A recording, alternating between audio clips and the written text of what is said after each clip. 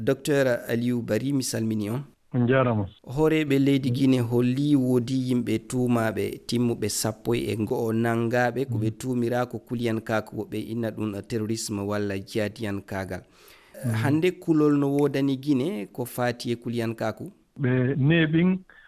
hollitugol ɗum par ce que so ndaari o kon feƴƴude Mali, Burkina e Niger woni fayda ɓuri duuɓi 10. E son ƴetti carte nder leyɗe ɗen ga on taway Mali e Guinée no serdi ko frontiére ɗuɗuɗo. So ndaari Sigiri e Kankan e Bamako ɗen leyɗen fof no wondi e kanŋe. Jihadisɓe ɓen koye ɗumanto mais ɓay noon ɓeyano liitude no darti moƴƴata en Mali toon buyno doggurde doga arta fatto telen Sigiri ɓay ko fayda ko leyɗi gooti ko naamuji gooti et puis ko jawle goote. ɗum neeɓi arno to min woni fayda duuɓi jowi ilan windude hollita gouvernement on yoɓe wattu feere ɓe ndaara moƴƴa e ndin leydi ka frontiére ji toon par ce que neeɓi Burkinaɓe ɓe Malien ɓe noora gollugol Sigiri. E nder ngol hollitol parquet o ɓe ñaawoɓe ɓe ni hino woodi yimɓe suuɗiɓe tawata ko kuliyankoɓe jooɗiɓe e nder Guinée onon kadi on waɗi witto o nder hen ɓen ɓe iri peɗa moƴƴa e nder ndi leydi. Min ko ngalɗinimi ko tawata ko fewnɗo ɓe woni anndugol fii ɗum fewnɗo ɓe nangi yimɓe ɓen sina ɗum neeɓi ɗin cellule dormant ji no jooɗi Sigiri e probléme on jooni noon exploitation oron nder Sigiri toon ko à la fois société ji chinoise no jooɗi mais guinéen ɓe tigi no jogii société ji no sarnen fof jooni pay koye mara golle l'école ala ɓe wata koye ñawdagol donc ɓe mari solution o ko piiji ɗiɗi jusqu'à maintenant ari ko piiwu gootum ko ƴettugol dogugol leydi ndin rewa ka Sénégal ou Mauritanie Maroc yara leyɗe Porto mais joni deuxiéme solution maɓɓe on ko tawtugol ɓe jihadisɓe. Ɗe pelle kuliyankoje mawɗe ko honɗum ɓe ɗaɓɓata Guinée ko nafoore honde ɓe ɓata e nder leydi Guinée? Ko ɗum faljini Bamako e Burkina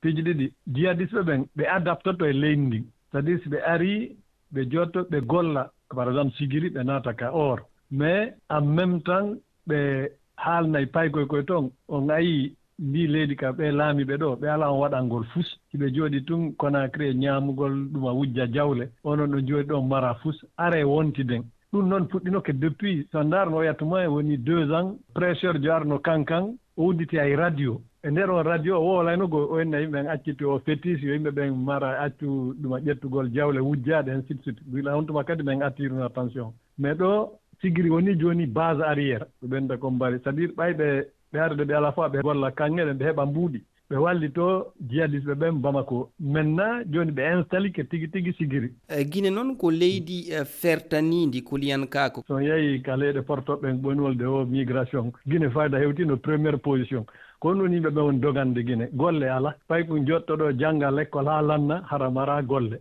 donc joni noon portoɓe ɓen toon ɓe waɗi joni toon no metti yaade et puis yimɓe fof mi alni gouvernement ɗo na Sigiri tun yimɓe woni woɓɓe no iwrude partout iwra Gawal iwra Kankan iwra Mandiana ara Sigiri donc wondida e ɓen jihadisɓe réponse militaire on tun innugol tun ɓe ƴette militaire ɓe naɓa ɗum na solution tun ɓeɓe Bamako e Burkina kamɓe tigi ɓe faamino ɗum tant que ɓe wallali sukawoy koye heɓa golle jangga moƴƴa ñawdo par ce que so ndaari par exemple Niger ko jihadisɓe narayna pay kum ɓe jonte 100 000 francs CFA par mois mais golle maɗen ko ƴettugol moto ya ndaara ka saare ɗa honno militaire ɓen darori ara haalname min komi yehi Niger mawɓen tigi komi yehi ka centre de déradicalisation mais landi mawɓen ɗon par exemple est ce que si ɓe ari ɓe landi koyon ɗon accu payko makko ya jihadiste est ce que on jaɓa ɓe nii par ce que min mari 100 000 francs CFA tous les mois ɗum ɗo wallay men remugol kamen ɗo gouvernement ala wadde fut et Sigiri c'est le même problème Mandiana Sigiri pay koye mara golle. Sen daari wonwa ngulaamo Guinée nde hitande 2024 ɓe moƴƴinno ko ɓe wi ko groupement blindé de la gendarmerie fedde tawande e gendarmerie ɓe wino e nder golle mayre hino tawa haɓugol kuliyankaku o jihadisme e yande mon hannde Guinée no hebli ngam dartagol o bone si hawri o tabiti Guinée. Laamiɓe ɓen ɓe heɗota ko ɓe yiyata ko ɗum ɓuri ngalɗingol par ce que so ndaari ko on feƴƴugol Mali e Burkina e Niger on wata ƴettugol blindé je yaha on in noon on dartoto jihadisɓe ɓen ko ɗum ɓen tawi français ko guerre asymétrique c'est à dire ko wonɓe seppude ko wonɓe jogiiɓe moto donc onon ƴetton blende je par exemple 5-6 blende aliñon ɗum dogo inɗo no yawde kure male ɗuma déjà ɓe haynade on ɓe nande bruit kamɓe ɓe koyɗe ɓe moto donc ɓe adapta armée guinée on ɓe adapta ko waggol yimɓe à pied et puis surtout le plus important à mon avis ɓe yiida e chef locaux ɓen ko ɓen doit sensibiliser ɓen si goɗɗo ari ɗo no wolde piiji ko on wawa nande hollite préfet on ou sous préfet on si goɗɗo ari ɗo on wowta mo wigol mo ɓornoɗo ko na wowɗen ɓornagol on haalno il faut ɓe renseignement e équipé armée on no jihadiste ɓen tigui équipiri noon c'est à dire ko moto ko en fait des engins mobiles ɗo ko annimi ko tawi ko ngalɗinimi ɓe ala darde ko feƴƴi Bamako Mali e Burkina ɓe enen kadi tawi waɗu erreur ko ɓen waɗi kon ƴettugol engin ji lourd ya inna en dardoto jihadiste docteur Aliou Barry mi yetti on sanne on jarama on jarama Boy lan salmina on toon ɗon fof